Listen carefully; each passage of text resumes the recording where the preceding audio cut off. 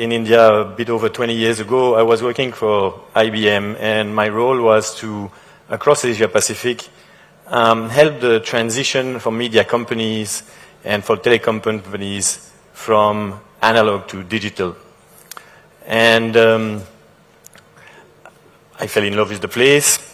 And at the same time, I was working also in Korea, in China, and I discovered mass multiplayer online gaming. I wasn't a gamer at all.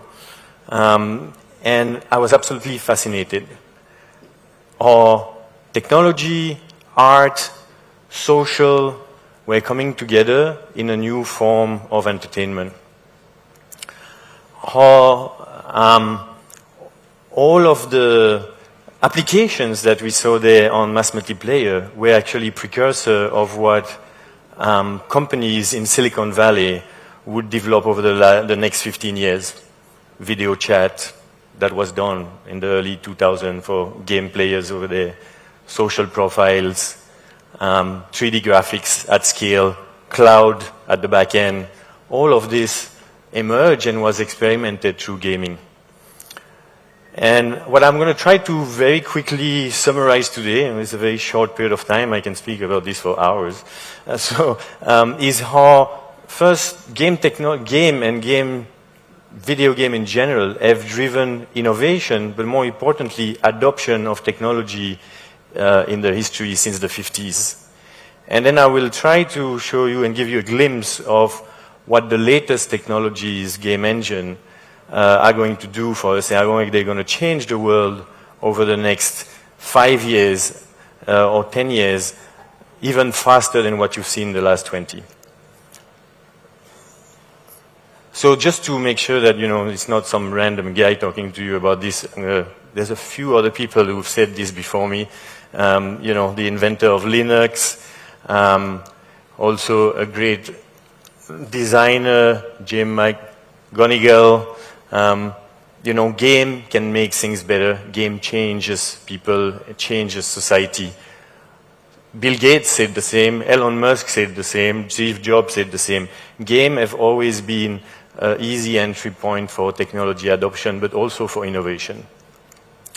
So I'm going to start by the 50s, where, you know, the very early after the war and the first emergence of computing, they wanted to popularize it. And so at the time, there was no so much TV, etc. We were doing exhibitions, world exhibitions, etc.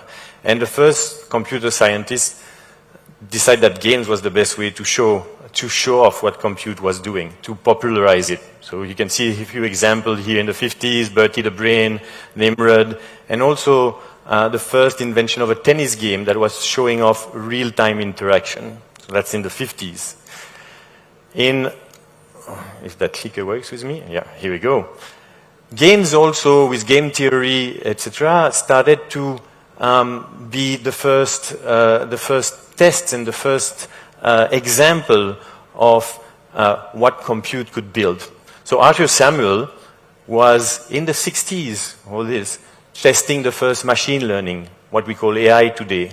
He invented a program that could learn checkers from interaction with players. It took 30 years, though, for computers to fully master checkers. In '89, the Chinook team. And you all remember in '97 when Deep Blue at IBM also defeated the world champion, the top master, Garry Kasparov, at chess. Now, in the 60s and 70s, those early compute were moved into those very large computer. In the war, only the states could have computer. Universities in the 60s started to have big computer. None of us could get any. But the first programs that really spread around universities were actually games.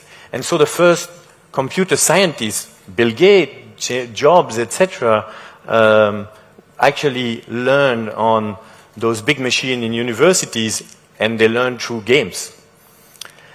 In the early 70s, the first from those scientists, one of them created a company called Atari and launched the first console. And in the 70s, sold about 350,000 pieces of those consoles, and in homes in the US. That is really the first computers, if you will, that entered the home. 350,000 in the early 70s in the home. And in the 80s, the same console will go on to sell 30 million in the homes. So it really drove penetration of compute in households. At the same time, microprocessors started to disrupt something that was much more casual, which were the arcades, you know, pinball machines and all of those things, and pool. Suddenly, they could build those arcade box with many, many games in it with chips, and it collapsed the price and it totally took over the arcade business. So early microprocessor effect on mass consumption of compute. In the 80s, as I said, you know, 30 million console enter the households around the world. But also in the later 80s, computer gaming, LAN gaming drove penetration of high-end PCs in the home. People were assembling their machine, were mostly young gamers who brought compute into the home. And also start developing graphic interface. I mean, everybody use computers today. All interfaces are graphics. Those were developed mostly for games initially. And also games started to impact other things. So I don't know if you remember the game SimCity that would allow you to do urban planning. It really changed. It brought a lot of people to urban planning, popularized it, and really drove massive change there. In the 90s, you know, Jensen Huang from NVIDIA started to think maybe it's better not to have one single processor, and this whole graphic interface, we need to push it much faster, and he invented what we call GPU, graphic processing unit, that sped up the display of graphics 700 times. So very dramatic. And the only reason he was able to do that is because he knew he had a market of gamers that would buy this. And they buy it at scale and will allow him to produce with economy of scale and bring the price of compute down quite dramatically. IBM and Toshiba did the same by supplying a chip, which was the first multi-thread chip, multi-processor chip to enter in the PS3. That chip was then, you know, optimized for the PlayStation, but then they discovered it was very useful in the cloud, which wasn't the cloud, it was just data center at the time. And they would put on blades hundreds of those chips and increase dramatically, create basically supercomputers out of game chips, right? Let's see, we can move. And then, you know, once you get this massive opportunity, you can move from 2D to 3D. And game company like Nintendo then started to innovate in terms of what is it to navigate on a 2D screen in 3D universe. And, you know, invented a lot of those interaction, the way or you view or the camera moves that are used every day today in most of the compute and are still very dominant in game. I'm going to get this a little bit faster. Emergence of the internet, Korea, which was the most wired country in the early 2000s, esports took off. And so now it's a new sport, probably in the Olympics in the next few things. So creation of a new industry, literally. That's today is grown dramatically and is booming in India right now. A little bit of connection here. Mobile gaming. Just for fun, in 1997, Nokia included a little snake game, and then after a little Tetris game, and they very quickly realized that people were spending more time playing games than actually taking calls. And so games became something very dominant in all phones, and an whole industry came out of mobile game. Because of that, at least partially because of that, development on larger screen, etc. And finally, Apple came up with the iPhone, which changed all of our life in the last 15 years, right? Today, over 50% of the gaming market worldwide is on mobile. And in India, I don't have to tell you the story of Jio. Today, India is the largest market for mobile game in terms of download, with 15 billion downloads a year, over 2 billion cumulative monthly active users on all the titles that are being played in India. Absolutely staggering number in the space of 5 years. So in '98, Epic Game, who I work with, started to create more and more complex game and realized they needed special tools to do this. And those were called game engine, because you need to do sound, you need to do physics, you need to do 3D graphics, you need to have interaction. It's like 10 software put together to create an immersive 3D full experience. So that, we built that tool to create games, and we started to offering it to all the other developers. Unity also came in 2005 and started to focus on other part of the game ecosystem. And now we have very powerful tool that can simulate reality or fantasies with a very high level of detail and very high performance, and can optimize compute on all kind of devices at the same time. You play on console, you play on mobile, you play on your PC. Basically very, very powerful and flexible tool. Now, this is those tools that are going to change the world over the next few years. So who's Epic Game? We're another startup. We're a 30 years old company, 50 offices worldwide, over 4,000 employees, quite a big company.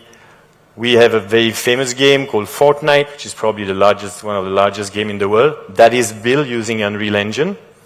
And today, over 50% of the new games announced and being released on the new console that were released are built on this engine. Including, let's see if I get this right, a really nice game based on Indian mythology, which is really the first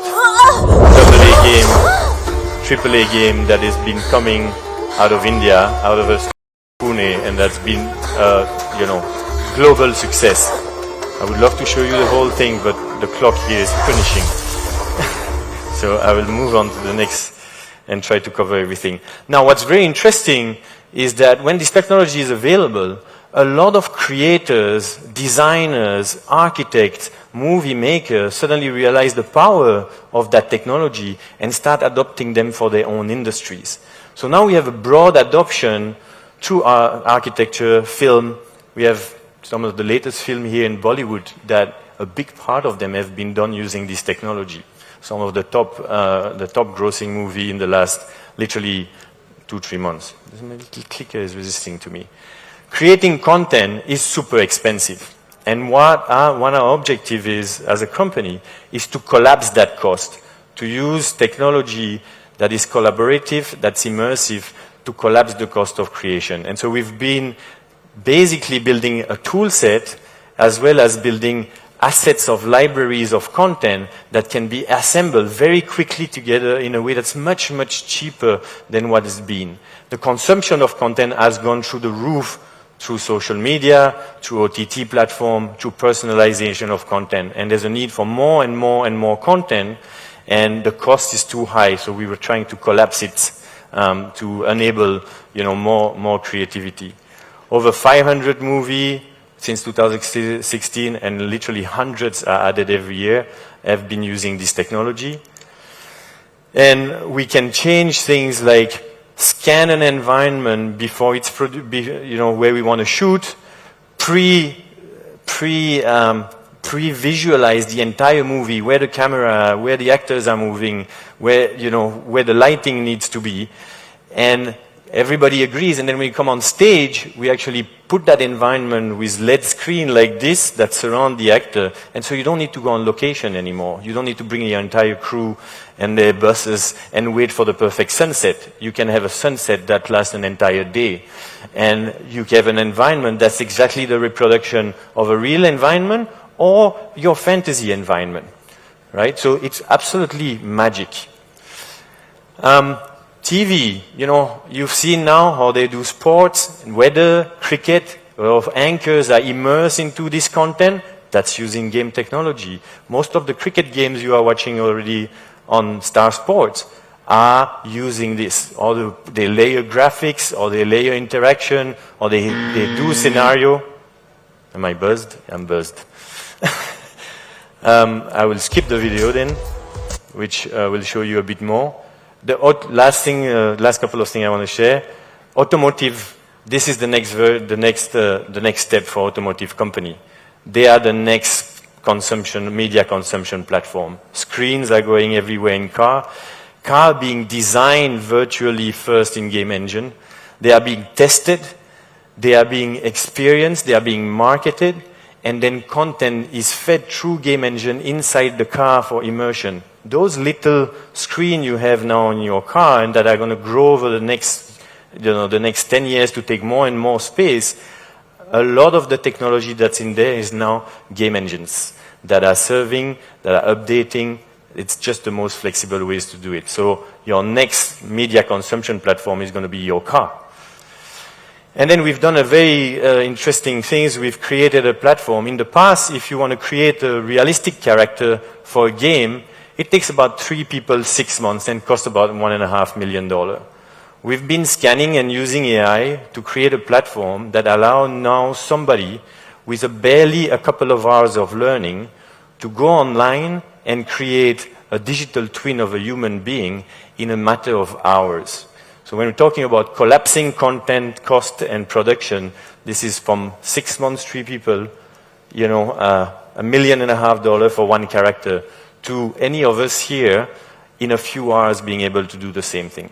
And so that's the effort, that's the power of game technology, that's the power of game engine technology and of those ecosystems. And I promise you over the next 10 years, it's absolutely going to be mind-blowing how your world is going to change thanks to this. Thank you.